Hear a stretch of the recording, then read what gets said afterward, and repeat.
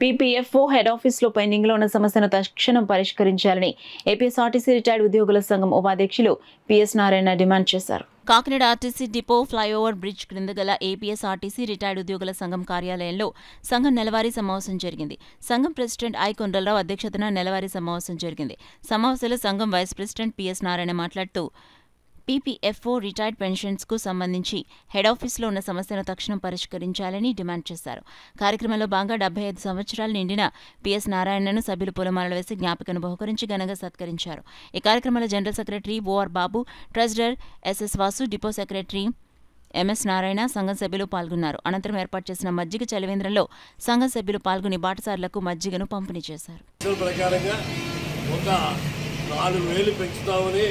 కేంద్ర కమిటీ చెప్పింది కాదు, 5,000 పైన ఉండాలనేది వీళ్ళు చెప్పారు తేళ్ళ. దాన్ని ఇమ్మీడియట్గా తేల్చాలనేది ఈవేళ ఆర్టీసీ ఉద్యోగుల అసోసియేషన్లో గట్టిగా డిమాండ్ చేస్తూ ఉన్నారు. ఇందులో చాలా లోపాలు ఉన్నాయి.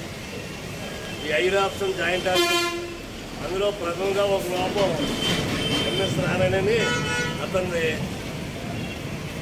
31/3/2019 రిటైర్ అయ్యాడు. అతనితో పాటు ఇంకొక 5 రిటైర్ అయ్యారు. రిటైర్ అయిన తర్వాత వీళ్ళకి పెన్షన్ కూడా సెటిల్ చేస్తారు. 3,304 రూపాయలు ఆధారు అన్ని బాగా ఉన్నాయి.